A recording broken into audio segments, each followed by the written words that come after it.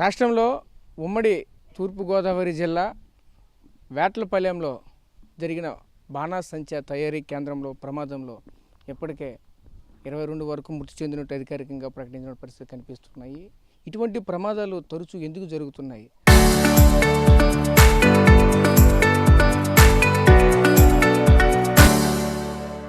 అసలు ఈ బాణాసంచా తయారు చేసే కేంద్రాల్లో ఎటువంటి ప్రికాషన్స్ తీసుకుంటున్నారు? అసలు ఎటువంటివి ఈ విధంగా ఇంత ప్రమాదాలు జరగడానికి గల కారణాలు ఏమిటి? ఏ విధంగా ఇటువంటివి ప్రేరేపితం అవుతున్నాయి అనే క్రమంలో మనం కనుక చూసుకుంటే ప్రస్తుతం మనమైతే విజయనగరం జిల్లా గుర్రం మండలం దేవుని కనపాక పంచాయతీ పరిధిలో ఉన్నటువంటి గవిడిపేటలో ప్రస్తుతం అయితే మనం ఉన్నాం. అయితే Sri Kanakadurga fire crackers work సంబంధించినటువంటి బాణాసంచా తయారు చేసినటువంటి ప్రాంతంలో ప్రస్తుతం అయితే ఉన్నాం. అయితే మనం ఎక్కడైతే మాత్రం చూడొచ్చు. అయితే ఇక్కడ సుమారుగా చూసుకుంటే 3 నెలల నుంచి కూడా ఈ ప్రాంతంలో ఎటువంటి పనులు కూడా జరగట్లేదు, ఆపేసామంటూ కూడా ఒకపై అయితే చెప్తున్నారు. ఎందుకంటే దీనికి సంబంధించిన డిమాండ్స్ కూడా ప్రస్తుతానికి ఎటువంటిది లేదంటూ కూడా ఇక్కడ నిర్వాహకులు అయితే మనతో పాటు మాట్లాడుతున్న పరిస్థితి కనిపిస్తున్నాయి. ఇక్కడ ముఖ్యంగా చూసుకుంటే ఇక్కడ ఈ ఫైర్ క్రాకర్ సంబంధించినటువంటి షెడ్లు కూడా అంటే ఒకదానికి ఒకటి సుమారుగా 50 మీటర్ల దూరంలో అయితే డిస్టెన్స్లో ఒకటి కూడా అక్కడ వేసినప్పటికీ కూడా ఎటువంటి ప్రమాదాలు కూడా జరగకుండా చూస్తే ఒకవైపు ఫైర్ క్రాకర్స్కి సంబంధించినటువంటి ఎటువంటి ప్రమాదాలు జరిగినప్పటికీ చూస్తే ఒకవైపు పొడి ఇసుక, అలాగే దానికి సంబంధించిన వాటరు, అలాగే ముఖ్యంగా చూడవచ్చు వాటి ఫైర్ సిలిండర్ సంబంధించినటువంటి CO2 సిలిండర్లను కూడా ఒక పక్క అయితే పెట్టుకునే పరిస్థితులు కనిపిస్తున్నాయి. అలాగే దీనికి సంబంధించిన నియమ నిబంధనలు కూడా పెట్టుకునే పరిస్థితులు కనిపిస్తున్నాయి. ముఖ్యంగా ఇక్కడ పనిచేసినటువంటి వ్యక్తులు ఎటువంటి ప్రకాశం తీసుకోవాలి, ఏ విధంగా ఉండాలి, వాళ్ళందరికీ కూడా ముందుగానే ఒక ప్రాపర్ ట్రైనింగ్ కూడా ఇచ్చి ఇక్కడ పెట్టే పరిస్థితులు కూడా ఏర్పడుతూ ఉంటాయి.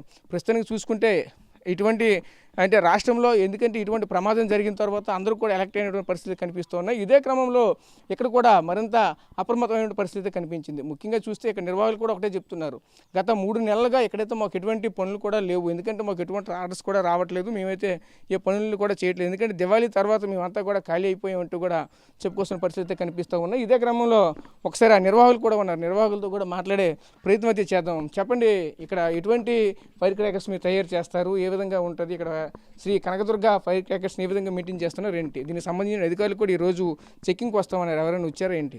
ఈ రోజు వచ్చారండి. డిఎస్పీ గారు రాఘవగల్ గారు వచ్చారు, సిఏ గారు వచ్చారు, శంకర్ గారు, తర్వాత ఫైర్ ఎస్ఐ గారు వచ్చారు, ఫైర్ డిఎఫ్ఓ గారు వచ్చారు, తోనకాల దీనికి కూడా వాళ్ళు కూడా వచ్చారు.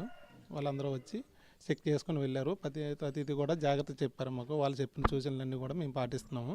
మేము పాటిస్తూ కూడా మా దగ్గర కూడా ఒక షెడ్కి దూరంగా పెట్టుకొని ఒక మనుషులు కూడా చాలా దూరంగా కూర్చోబెట్టుకొని చేస్తున్నాము. ఇప్పుడు కూడా వర్క్ అంతా కూడాను ఫైర్ ఎక్విప్మెంట్స్ అన్నీ కూడా సేఫ్టీస్ అన్నీ కూడా మేము వాళ్ళు ఏదైతే చెప్పారో అన్నీ కూడా మేము రూల్స్ పాటిస్తున్నాము.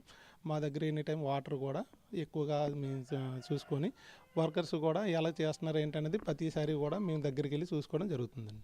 అంటే ఇక్కడ టోటల్గా ఎంతమంది పని చేస్తున్నారు, ఏ విధంగా మెయింటైన్ చేస్తున్నారు, రోజుకి ఎంతమంది మీరు ఉపాధి కల్పిస్తారు? ముఖ్యంగా ఒక విధంగా ఉపాధి కల్పించినప్పటికీ మెయిన్ ఇదంతా కూడా ఎందుకంటే ఫైర్ అండ్ క్రాకర్స్ ఇవన్నీ కూడా తయారవుతుంటాయి, అంటే ఒక విధంగా ప్రమాదకరంగా కూడా ఉంటుంది. వాళ్ళ సంబంధించి ఎటువంటి ప్రికాషన్స్ తీసుకొని పని చేస్తారు ఏంటి? ఇక్కడ మాకు ఇక్కడ సీనియర్స్ ఉన్నారండి చేసిన వాళ్ళు. ఇది 10 సంవత్సరాలు పెట్టి ట్రైనింగ్ అయిన వాళ్ళు ఉన్నారు, వాళ్ళనే తీసుకుంటాం. ఒక 15 మంది ఉన్నారు. వాళ్ళు 15 మంది కూడా మాకు ఆర్డర్స్ ఉన్నప్పుడు తీసుకుంటాం వాళ్ళని. ఆర్డర్స్ లేనప్పుడు కొంతమందిని మాత్రమే తీసుకొని ఆర్డర్ ప్రకారంగా కొంతమందిని తీసుకుంటాం.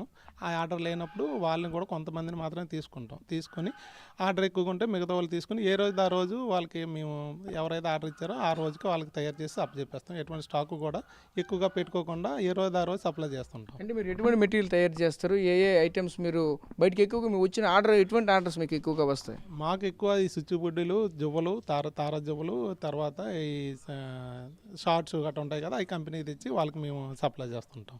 ఓకే, అంటే దీనికి సంబంధించి ఎటువంటి ఏ పర్మిషన్స్ ఇచ్చారు మీకు? పలానా ఇంత ఎన్ని పరిమితి ఉంటుంది కదా, మీకు ఎన్ని కేజీల వరకు పరిమితులు ఇచ్చారు, మీరు ఎంత ప్రోడక్ట్ చేస్తుంటారు ఏంటి? మాకు ఒక 1 టైం 15 కేజీస్ మాకు ఆర్డర్ ఉంది. 1 టైం 15 కేజీస్ అంటే ఒక కేజీ దీనికి ఒక 10 కేజీస్ తయారవుద్ది. ఆ 10 కేజీ మళ్ళీ మా 10 మంది కూడా తయారు చేసిన తర్వాత ఒక స్టోర్లో పెట్టుకొని మళ్ళీ ఇంకో 10 కేజీ మళ్ళీ ఆ రోజు ఖాళీగా ఉంటే ఇంకో 10 కేజీ చేసుకుంటాం, లేదంటే ఆ మర్నాడు మళ్ళీ 10 కేజీ చేసుకుంటాం. 15 కేజీల వరకు కూడా వెళ్ళదు.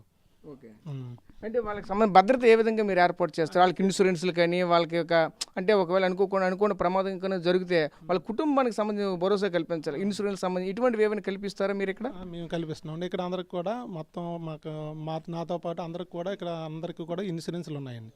ప్రతి ఒక్కరికి ఇన్సూరెన్స్ ఉంది. అలవాటు కూడా ఏం అలవాటు లేకుండా వాళ్ళని తీసుకుంటాం. వాళ్ళు చేసినప్పుడు కూడా ఫైర్ సిలిండర్లు అన్నీ కూడా దగ్గర పెట్టుకొని వాళ్ళకి కూడా ఆపరేటింగ్ చెప్పి చేసుకుంటుంటాం. అంటే ఈ ప్రాంతంలో గతంలో ప్రమాదం జరిగింది, అది ఎలా ప్రమాదం జరిగింది అంటారు? అది ఏం జరిగింది అసలు? స్పాట్లోనే ఇక్కడ ఉన్నటువంటి వాచ్మెన్ కూడా అందులో అగ్నిఆహుతి అయిన పరిస్థితి కనిపించింది. అసలు అంత ప్రమాదం ఎలా జరిగింది? ఇక్కడ చూస్తూ ఉంటే ఇక్కడ మాకు కూడా ఆశ్చర్యంగా ఉంది. ఎందుకంటే ఇదంతా కూడా ఒక సెట్కి అసలు సంబంధం లేకుండా చాలా వెడల్పుగా ఉన్నాయి, విశాలమైనటువంటి ప్లేసు, ఇదంతా కూడా చూడడానికి చుట్టూ పచ్చదనంగా ఉన్నాయి. అంత ప్రమాదం ఎలా జరిగింది ఇక్కడ? అసలు ఏం చేశాడు ఆయనకి బీడీ అలవాటు ఉంది. అతను బీడీ అలవాటు ఉందన్న సంగతి మనకు తెలియదు. ఒక 4 సంవత్సరాలు పెట్టి ఆయన చేస్తున్నారు. అయితే అతను నమ్మి మేము సాయంత్రం అంతా క్లోజ్ చేసుకుని వెళ్ళిపోయిన తర్వాత ఆయన ఎందుకు వెళ్ళాడేమో తెలియదు. కానీ వాళ్ళ ఆవిడ చెప్పిన విషయం ఏంటంటే, బాబు బీడీ పట్టుకుని వెళ్ళిపోయాడు, మర్చిపోయి వెళ్ళిపోయినట్టు ఉన్నాడు కానీ నేను చూశాను అనేసి అన్నారండి. ఆవిడైతే అలా చెప్పింది. అయితే ఎటువంటి ప్రమాదం దానికైతే జరగడానికి ఎటువంటి ప్రమాదం ఎప్పుడు జరగదండి. ఏదైనా సరే అగ్గిరాపిడ్ అయితేనే జరుగుతుంది. ఆ రోజు కూడా అందరూ పని చేయలేదు, ఎవరు కూడా పని లేదు కాబట్టి సాయంత్రం క్లోజ్ చేసుకుని వెళ్ళిపోయారు.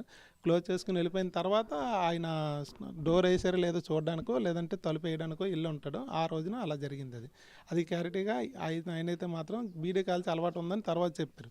వాళ్ళ పాపాలు కూడా మనకి ఎప్పుడు చెప్పలేదు, ఇలాగ అలవాటు ఉందని చెప్పలేదు. మన దగ్గర కూడా ఎప్పుడు చేసేవాడు కాదు. అందుకని ఒక 4 సంవత్సరాలు పెట్టి ఉన్నాడు, 4-5 సంవత్సరాలు పెట్టి మన దగ్గర ఉన్నాడు.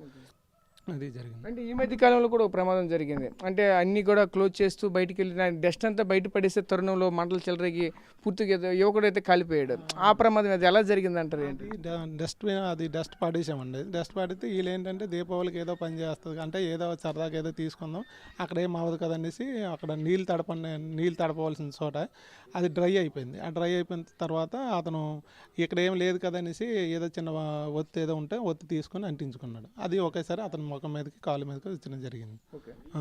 అంటే మీరు అందులో మెటీరియల్ ఏ మెటీరియల్ వాడతారు? ఇప్పుడు ఏదైనా ఒక వస్తువు తయారు చేయాలంటే ఒక ఫైర్ ఒక బాంబుని తయారు చేయాలన్నా, సుంచుబుజ్జి తయారు చేయాలన్నా, తారాజీవ తయారు ఏ మెటీరియల్ అందులో మీరు వాడతారు? మనం ఏ మెటీరియల్ అంటే బాంబుల మెటీరియల్ ఉండవండి. మనకేంటంటే సూర్యాకారం, గంధకం, బొగ్గు ఉంటుంది. అదేంటంటే మేము ప్యాకింగ్ చేస్తే దాని ఫోర్స్ తక్కువ ఉంటుంది. అది ప్యాకింగ్ చేయకుండా లూజుగా ఉంటే దాని ఫోర్స్ ఎక్కువ ఉంటుంది. ఆ లూజ్ ఎక్కువ ఉండడం వల్ల ఒకేసారి బర్న్ అయ్యింది. అదే కానీ ఇందులోనే మనం సెట్ చేసినప్పుడు అంత ఫోర్స్ ఉండదు దానికి. అది దానివల్ల అతను అలా పెట్టుకొని ఒకేసారి ఇది అయిపోయింది. దానికి తోడు ఆ కాగితాలు అన్నీ ఉంటే ఒకేసారి ఫైర్ అయింది అనమాట. వేస్టేజ్ దగ్గరికి వెళ్ళి అంటించుకున్నాడు. మళ్ళీ ఈ మధ్యన ఎప్పుడైనా మళ్ళీ దీన్ని ఓపెన్ చేస్తారా? ఇలా ఉండిపోతుంది ఏంటి? చూస్తే ఎవరు లేరు, అసలు ఏం పని కూడా చేయట్లేదు, అంతా ఖాళీగానే ఉంది. ఉండిపోవడం అంటే మరి అవదు కానీ మాకు జీవనోపాధి ఇదే. మమ్మల్ని నమ్ముకొని ఒక 4 కుటుంబాలు ఉన్నాయి. వాళ్ళకి కూడా ఇది తప్ప వేరేది రాదు. వాళ్ళకి మేము బతకాలంటే ఏదో ఆర్డర్ వస్తే చేస్తాం. మేము అందరిలా కాకుండా ఏదో బాగా మరి కొక్కుర్తి పడకుండా ఏదో వస్తే చేస్తాం. లేదంటే వెళ్ళి మళ్ళీ అడిగేసి మాకు ఇవ్వండి రూపాయి తక్కువ అది ఇది చేయలేము. ఏదో ఆర్డర్ వస్తే చేస్తాం, లేదంటే అలాగ ఉంటుంది అంతే. సో చూసాం కదా. అయితే ఈ ఫైర్ క్రాకర్స్ తయారు చేసే కేంద్రంలో అయితే ఇప్పుడు ప్రస్తుతానికి చూసుకుంటే ఎవరు కూడా ఇక్కడ లేనటువంటి పరిస్థితులు కనిపిస్తూ ఉన్నాయి. ఎటువైపు చూసినా సరే సువిశాలంగా అయితే మాత్రం ఇదంతా కూడా కనిపిస్తూ ఉంది. ఎందుకంటే ఒకవైపు షెడ్లు ఉన్నాయి ఆల్రెడీ, అవతల వైపు దానికి సంబంధించిన బాణసంచా తయారు చేయడానికి సంబంధించినటువంటి మెటీరియల్ కూడా అంటే కిందనైతే ప్రజెంట్లోనే ఏది కూడా లేదు, అన్నీ కూడా క్లోజ్ చేసినటువంటి పరిస్థితులు కనిపిస్తున్నాయి. ఎందుకంటే ఏ షెడ్ దగ్గర చూసిన సరే పొడి ఇసుకతో పాటు వాటర్ కూడా ఎక్కడైతే నిల్వ ఉంచిన పరిస్థితులు కనిపిస్తూ ఉన్నాయి. ప్రస్తుతం చూస్తే అదేవిధంగా ఒకవైపు వాటర్ కూడా స్టాక్ కూడా, ఎందుకంటే ఏదైనా ప్రమాదం జరిగితే ఆ ప్రమాదాన్ని దాని యొక్క తీవ్రతను తగ్గించడానికి ఖచ్చితంగా వాటరు అలాగే CO2 ఇసుక అయితే వాడతారు. అయితే ఇవన్నీ కూడా చుట్టూ కూడా దానికి సంబంధించిన ప్రతిదీ కూడా పెట్టుకున్నటువంటి పరిస్థితులు కూడా కనిపిస్తూ ఉన్నాయి. అదేవిధంగా ముఖ్యంగా అయితే మరొక విధంగా చూడొచ్చు, ఉమ్మడి విజయనగరం జిల్లాకు సంబంధించిన కనుక చూసుకుంటే తరచూ ప్రమాదాలు అయితే ఇటువంటి ఫైర్ క్రాకర్స్ సంబంధించిన కావచ్చు, అలాగే రెడీమేడ్గా అమ్మకాలు జరిగినటువంటి షాపుల్లో కావచ్చు, కంటిన్యూగా అయితే ప్రమాదాలు ఎప్పటికప్పుడే జరుగుతూ ఉన్నాయి. జరిగినప్పటికీ కూడా ఇక్కడ ఉన్నటువంటి అధికారులు ఎవరు కూడా పట్టించుకోకపోవడం కూడా ఒక విధంగా శోచనీయాంశంగానే కనిపిస్తున్న పరిస్థితి కనిపిస్తున్నాయి. దీనికి స్థానికంగా ఉన్నటువంటి పోలీసులు, రెవెన్యూ అధికారులతో పాటు స్థానికంగా అధికారి పార్టీ నాయకుల అండదండలతో ఇటువంటి కార్యకలాపాలు కూడా నిర్వహిస్తారంటూ కూడా ఒక విధంగా చూసుకుంటే సమాచారం కూడా వస్తున్న పరిస్థితులు కనిపిస్తున్నాయి. ముఖ్యంగా చూసుకుంటే ఈ ప్రస్తుతం ఇక్కడ మనం ఉన్నటువంటి ఈ ప్లేస్లో డిసెంబర్ నెలలో అంటే 2024 డిసెంబర్లో కూడా కరెక్ట్గా ఇదే ప్రాంతంలో మనం ఉన్నటువంటి ప్రాంతంలోనే గతంలో కూడా ప్రమాదం జరిగే వాచ్మెన్ కూడా చనిపోయినటువంటి పరిస్థితి కూడా కనిపించింది. ఎందుకంటే ఒక స్టోర్ గోడౌన్ అయితే ఆ చివరి ఉంటుందని చెప్తున్నారు. అయితే ఆ చివరి ఉన్నటువంటి తరుణంలోనే అక్కడ ఆయనకి బీడీ అంటే పొగాకు తాగే అలవాటు అయితే ఉంది. ఆ టైంలోనే అటువంటి ప్రమాదం జరిగి ఉండొచ్చు అంటూ కూడా ఇక్కడ ఉన్నటువంటి నిర్వాహకులు కూడా మనతో పాటు చెప్తున్నారు. అయితే ఇటువంటి ప్రమాదాలు అనేవి ఏదైనా సరే అక్కడ ఫైర్ జరిగితే తప్ప కానీ తానుగా ఊరికనే వేడితో పాటు ఏది కూడా రాదు అంటూ కూడా చెప్పుకొస్తున్న పరిస్థితి కనిపిస్తూ ఉన్నాయి. ఎందుకంటే ప్రమాదం ఇటువంటి ఫైర్ క్రాకర్స్ దగ్గర ఖచ్చితంగా నిప్పు ఉంటేనే అటువంటి మంటలు కానీ ఇటువంటి ప్రమాదాలు కానీ జరుగుతాయి అంటూ కూడా చెప్పుకొస్తున్న పరిస్థితులు కూడా కనిపించాయి. ఎందుకంటే ఒక వేడి కానీ లేదంటే వాటంతలేదు కానీ ముట్టుకోవడం వాటంతలేదు ఫైర్ అవ్వడం అనేది జరగదంటూ కూడా చెప్పుకొస్తున్నారు. మనమైతే చూడవచ్చు వీళ్ళకి సంబంధించినటువంటి అంటే ఇక్కడ ఏ మెటీరియల్తో తయారు చేస్తారు అని కనుక మనం చూసుకుంటే ఈ చివరిలో ఉన్నటువంటి షెడ్కి అయితే మనం అయితే చేరుకున్నాం. ఈ షెడ్లో వీళ్ళకి సంబంధించినటువంటి తాటాకులు, ఈ తాటాకులతో సంబంధించినటువంటి ఒక చూస్తే ఒకవైపు ఇవన్నీ కూడా అంటే వాళ్ళు ఓన్గా తయారు చేసుకునేవి అక్కడ చెట్ల నుంచి నేరుగా తీసుకొని వస్తారు. వీటితో వాటిని ఇలా మడత పెట్టి వాటిని మందుగుళ్ళు ఇందులో పెట్టి అంటే ఇందులో ఫైర్ పెడతారు. ఇలా చూపించేటట్టు వీటిని ఈ విధంగా లోపల మడత పెట్టి చేస్తారు. దీన్ని మడత పెట్టి చేసి దీన్ని సీల్ చేస్తారు. సీల్ చేశాక దీనికి ఒక ఎలక్ట్రికల్ ఒత్తి పెడతారు. దీన్ని పెట్టి ఫైర్ అయ్యేటట్లు ఈజీగా ఉండేటట్లు అంటే జనరల్గా చూసుకుంటే దీన్ని ఏ విధంగా చేస్తారనేది ఒక ఎగ్జాంపుల్గా నేను చెప్పాను. అంటే ఇక్కడ కంటిన్యూగా మనమైతే చూడవచ్చు చాలా కాలం నుంచి వీళ్ళకి ఏ పనులు లేకపోవడంతో ఇదంతా కూడా మెటీరియల్ అంతా కూడా స్టాక్ ఉండిపోయింది ఇక్కడ. అంటే ఒక విధంగా చూస్తే వీళ్ళకి కూడా చాలా రోజులు పని లేనట్టే కనిపిస్తూ ఉన్నది. ఎందుకంటే వీళ్ళు కనుక పని ఉంటే ఈ 4 రోజుల్లోనే అంటే ఈ ఫైర్కి జరిగిన తర్వాత పని అయిపోయారు అనుకుంటే ఖచ్చితంగా మనమైతే చూడవచ్చు. ఇక్కడ చెద పురుగులు కూడా పట్టినటువంటి పరిస్థితి కనిపిస్తుంది.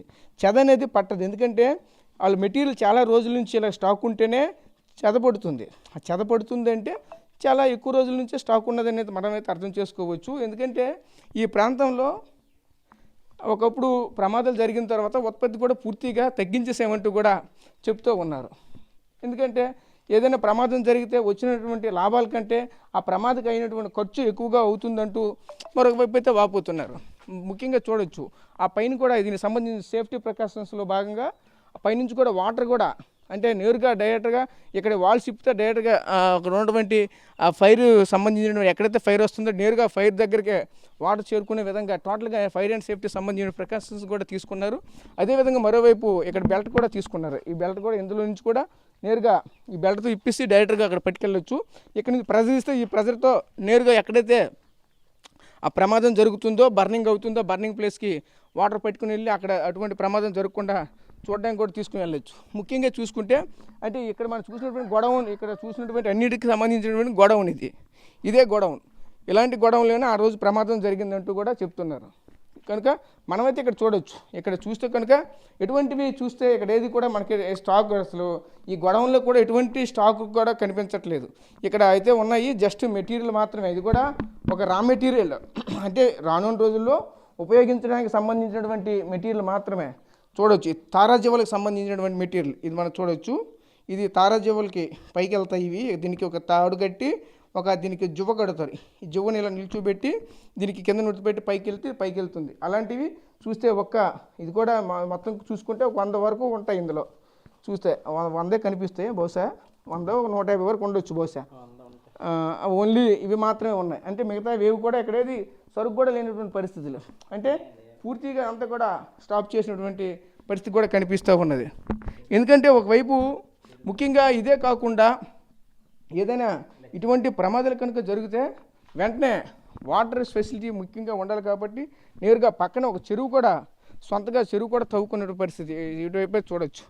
ఈ చెరువును కూడా పక్కనే ఒక పెద్ద చెరువు కూడా తవ్వారు. ఎందుకంటే ప్రమాదం జరిగితే వెంటనే దాని యొక్క తీవ్రతని తగ్గించడానికి కూడా దీన్ని ఉపయోగపడుతుందని ఒక చెరువును కూడా తవ్వి దాన్ని ఉపయోగించేటట్లు కూడా చేస్తున్న పరిస్థితి కనిపిస్తుంది. అయితే ముఖ్యంగా ఇక్కడ శ్రీ కనకదుర్గ ఫైర్ క్రాకర్స్ అయితే ప్రస్తుతానికి అయితే ఈ విధంగా కనిపిస్తూ ఉన్నది. అదే ఇలాంటిది చూసుకుంటే ఒకవైపు చీపురుపల్లిలో కూడా ఒకటైతే ఉన్నది. అదేవిధంగా రామభద్రపురం నుంచి బాడంగి వెళ్ళే రూట్లో కూడా అక్కడ కూడా ఒక ఫైర్ క్రాకర్స్ ఇటువంటి తయారీ కేంద్రం కూడా ఉంది. ప్రస్తుతానికి ఇవన్నీతో పాటు ముఖ్యంగా చూసుకుంటే దీపావళి టైంకి వచ్చేసరికి సుమారుగా ఒకే ప్రాంతంలో 100 కొలది షాపులు అయితే వర్తకులకు ఇచ్చే కార్యక్రమం అయితే జరుగుతూ ఉంటుంది. అటువంటి టైంలో ఇలాంటి ప్రమాదాలు కన్నా జరిగితే ఒకేసారి భారీ ఎత్తున కూడా జనాలు ప్రాణాలు కోల్పోయే ప్రమాదాలు కూడా ఉంటాయి. అలాంటి ప్రమాదాలు తరచూ జరగకుండా ఉండాలంటే ఇటువంటివి చేస్తూ అంటే ఖచ్చితంగా ప్రికాషన్స్ అయితే తీసుకోవాలి. ఎవరు కూడా దూరాన్ని ఉండేది ఏదైనా ఫైర్ జరిగితే వెంటనే ఇటు నుంచి సైడ్ అయిపోయేటట్లు అంటే వాళ్ళకి తప్పించుకోవడానికి అవకాశం ఉండేటట్లయితే ఇటువంటివి అయితే చేయాలి. ఆ విధంగా ఉంటే తప్ప కానీ ఎటువంటి కూడా చేయలేనటువంటి పరిస్థితి కనిపిస్తుంది. ముఖ్యంగా గతంలో జరిగినటువంటి ప్రమాదాలు కనుక చూసుకుంటే 2025 నవంబర్లో జరిగిన పేలుడులో ముగ్గురు మృతి చెందిన విజయనగరానికి సంబంధించినటువంటి వ్యక్తులు ముగ్గురు మృతి చెందిన పరిస్థితి కనిపించింది. అది పైగా వాహనాలు కూడా పేలి కొన్ని కిలోమీటర్ల దూరాలు కూడా ఇది ఒక శకలాలు కూడా ఎగసిపడినటువంటి పరిస్థితులు కూడా కనిపించాయి. అదేవిధంగా 2023లో జరిగినటువంటి ప్రమాదంలో చూసుకుంటే ఒక భవనం స్లాబే పూర్తిగా పైకి ఎగిరి 3 కిలోమీటర్ల దూరం వరకు కూడా ఆ యొక్క శకలాలు కూడా బయటికి పడే అప్పుడు కనిపించిన పరిస్థితులు కనిపించాయి. అప్పటి నుంచి చూసుకుంటే అక్కడ విజయనగరం పట్టణంలో ఉన్నటువంటి కొన్ని ఫైర్ క్రాకర్స్ సంబంధించిన షాపులన్నీ కూడా ఊరి చివరికి పెట్టాలనే ఉద్దేశంతో ఊరి చివరికి పెట్టినటువంటి పరిస్థితి కూడా కనిపించింది. అయితే ఏదేమైనా సరే ఇటువంటి ప్రమాదాలు వరుసగా జరుగుతున్నప్పటికీ కూడా ఒకవైపు ఫైర్ అండ్ సేఫ్టీ అధికారులు కానీ పోలీసు వాళ్ళు కానీ ఎవరు కూడా పట్టించుకోకుండా ఎవరి పబ్బాల వాళ్ళు గడుపుకోవడంతో ఇటువంటివి ప్రమాదాలు కూడా జరుగుతుండడంలో ఖచ్చితంగా వాళ్ళ యొక్క నిర్లక్ష్యం అయితే ఖచ్చితంగా కనిపిస్తూ ఉంటుంది. అవి ముఖ్యంగా చూసుకుంటే కొన్ని షాపుల్లో దీపావళి జరిగినటువంటి టైంలో చూస్తే ముఖ్యంగా వాస్తవంగా చూసుకుంటే ఇటువంటివన్నీ కూడా ఎక్కువగా పర్మిషన్ లేనటువంటి ప్రాంతాల్లో, ఎందుకంటే అక్కడ అనుకూలం కాదు అమ్మడానికి కానీ వాటిని పూర్తిగా వినియోగదారులు వెళ్ళడానికి కానీ అనుకూలం లేనటువంటి ప్లేసుల్లో కూడా ఆ ప్రాంతంలో చూస్తే ఎక్కువగా అమ్మకాలు అయితే జరుగుతూ ఉంటాయి. ప్రధానంగా చూసుకుంటే ఇటువంటివి పకీరు పెట్టాలకు సంబంధించిన గొడవలు కానీ రన్ చేస్తూ ఉంటారు.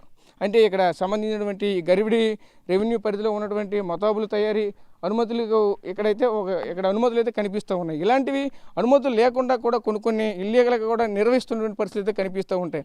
అటువంటి వీటిపైన కూడా ముఖ్యంగా రెవెన్యూ అధికారులు కానీ పోలీసులు కానీ వీరెవరూ కూడా పూర్తిగా చర్యలు తీసుకోకపోవడంతోనే ఇటువంటి కార్యక్రమాలు కూడా జరుగుతూ ఉంటాయంటూ కూడా చెప్తూ ఉన్నారు. ముఖ్యంగా ఇటువంటి ప్రమాదాలు జరగకుండా ఉండాలంటే ఒకవైపు రెవెన్యూ అధికారులు, అలాగే మరోవైపు వెయిట్స్ అండ్ మెజర్మెంట్ సంబంధించినటువంటి అధికారులు, అదేవిధంగా దీనికి సంబంధించినటువంటి ఫైర్ అండ్ సేఫ్టీ వాళ్ళు ముఖ్యంగా వీళ్ళంతా కూడా వీళ్ళకి సంబంధించిన అనుమతులన్నీ కూడా ప్రికాషన్స్ సంబంధించిన ప్రతిదీ కూడా పరిశీలించే అనుమతులు ఇస్తే తప్ప కానీ ఇటువంటివి కూడా జరిగే ప్రమాదాలు అయితే మళ్ళీ ఉంటాయి. అటువంటివి ఏవి లేకుండా ఉండాలంటే ఖచ్చితంగా వాళ్ళందరూ కూడా తగు అనుమతులతోనే తగు ప్రికాషన్స్తో ఇటువంటివి రన్ చేస్తే మళ్ళీ ఇటువంటి ప్రమాదాలు పునరావృతం కాకుండా ఉండొచ్చు అంటూ కొంతమంది చెప్పుకొస్తున్న నేపథ్యం కూడా కనిపిస్తుంది. ఇదే క్రమంలో ప్రస్తుతం మనమైతే విజయనగరం జిల్లా గొర్రెల మండలంలో ఉన్నటువంటి ఫైర్ అండ్ ఈ క్రాకర్స్ సంబంధించినటువంటి ఏదైతే ఇక్కడ శ్రీ కనకదుర్గ ఫైర్ క్రాకర్స్లో ప్రస్తుతం అయితే ఉన్నాం.